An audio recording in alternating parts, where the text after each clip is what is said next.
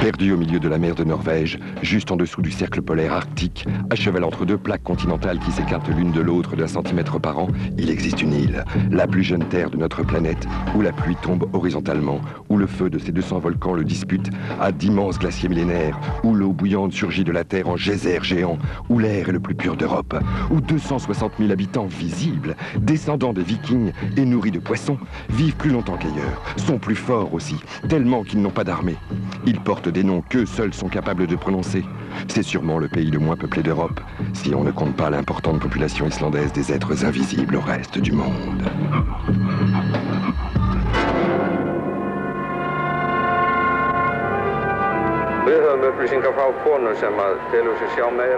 Une femme voyante nous a expliqué que ces collines sont habitées par des elfes et que beaucoup de familles d'elfes ont quitté les lieux cet automne. Mais certains n'ont pas voulu déménager.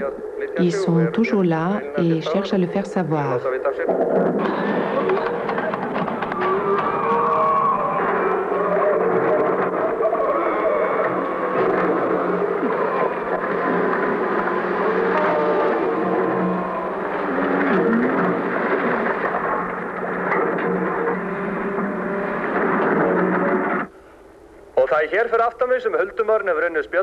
C'est ici qu'un elfe a saboté des machines la nuit dernière.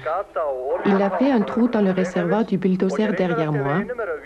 Et plus loin sur la route, des mécaniciens réparent un autre bulldozer dont le réservoir a été rempli de sable et de gravier. Dès que j'ai approché cette colline, le véhicule est tombé en panne. Et maintenant, vous faites attention de rester à une certaine distance. Oui, je préfère ne pas m'en approcher. Qu'est-ce qui est tombé en panne? Une pièce de l'embrayage. Des elfes censés habiter ce rocher ont été désignés comme coupables, car à chaque fois que l'on essaie de les déranger, il y a des accidents. Une femme qui a de bons rapports avec les elfes a expliqué qu'il devrait être possible de déplacer le rocher, à condition de le faire avec précaution. Et apparemment, ces conseils ont été suivis.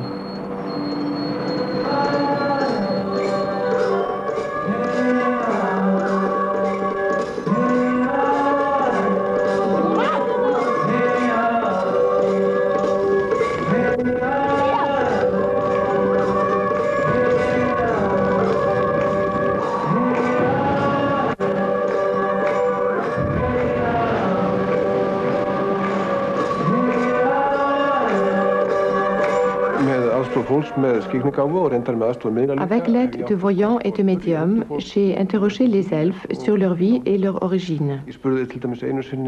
Je leur ai par exemple demandé pourquoi ils sont invisibles. Et ils m'ont répondu que c'était leur seul moyen de se protéger contre les humains. Je leur ai demandé également pourquoi habitez-vous dans des rochers. Ils ont répondu que dans les pierres, l'énergie est plus stable qu'ailleurs et que plus les rochers sont volumineux, plus l'énergie y est stable. Je leur ai aussi demandé d'où ils venaient et ils m'ont répondu qu'ils sont venus d'Europe bien avant l'arrivée des Vikings qui avaient débarqué en Islande au IXe siècle.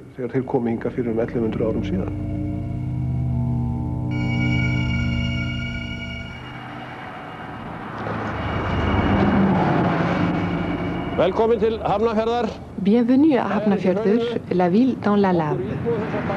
Nous, les habitants de cette ville, nous sommes conscients depuis longtemps de l'existence d'une autre communauté que celle des êtres humains, une communauté d'elfes et de gens invisibles qui vivent dans les pierres et les formations de lave. Nous savons que ces gens sont des êtres positifs qui aiment autant leur ville que nous.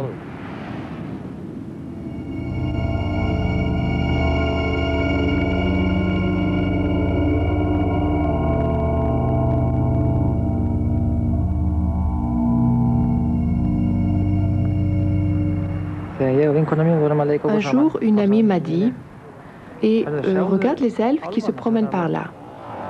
Je me retourne vers la route et je vois environ 12 elfes qui marchent, vêtus de capes noires. Nous sommes restés pétrifiés et les avons regardés poursuivre leur chemin et disparaître à l'intérieur des rochers. Quand j'étais petite, je venais souvent ici pour jouer avec d'autres enfants. Un jour, j'ai frappé sur la pierre, j'y ai posé mon oreille et j'ai entendu une musique, avec un air de flûte et un orchestre à cordes.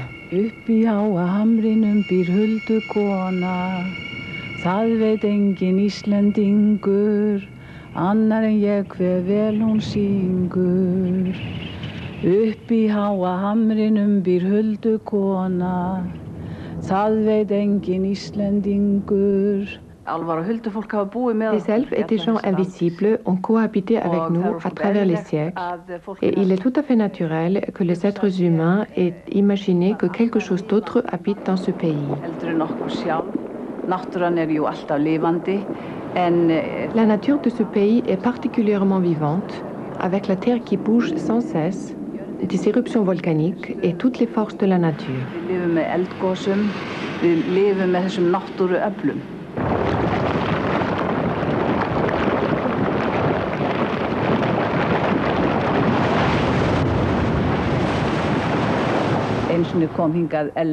Un journaliste étranger est venu ici il y a quelques années.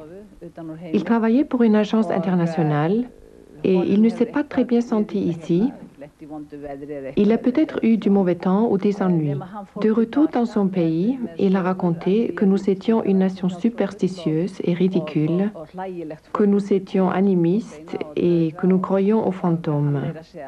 Il m'a même impliqué personnellement en disant que je dînais avec des fantômes et qu'au petit déjeuner, je m'amusais à écouter les elfes chanter. Évidemment, en Islande, nous sommes tristes quand des étrangers nous ridiculisent. Et ce journaliste a même écrit que nous sommes très primitifs.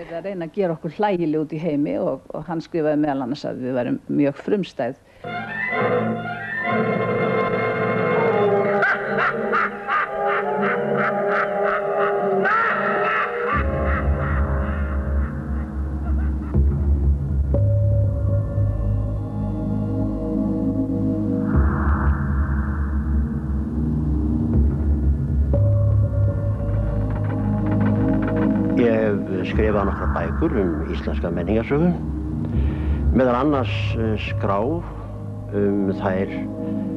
J'ai écrit plusieurs livres sur l'histoire de la culture islandaise et j'ai notamment répertorié les êtres surnaturels qui apparaissent dans les récits islandais. Ils sont environ 500. Ma conclusion est que 10% des Islandais croient sincèrement à l'existence des êtres mystérieux, que 10% les renient totalement et que les 80% qui restent sont plus ou moins dans le doute. Moi-même, je ne crois en aucun être mystérieux, même pas en Dieu Tout-Puissant.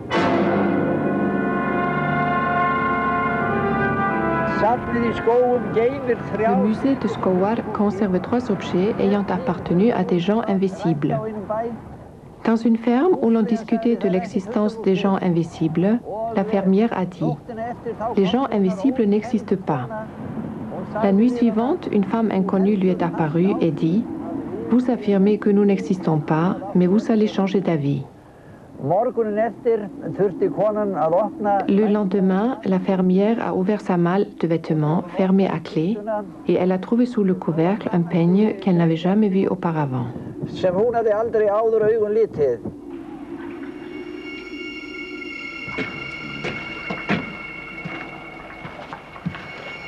Quand j'étais petit, je n'avais pas de camarades de jeu.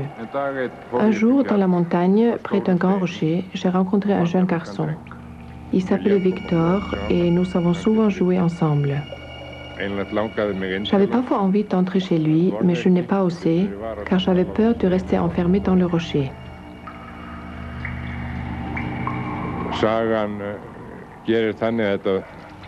Ensuite, pendant la puberté, j'ai évolué physiquement.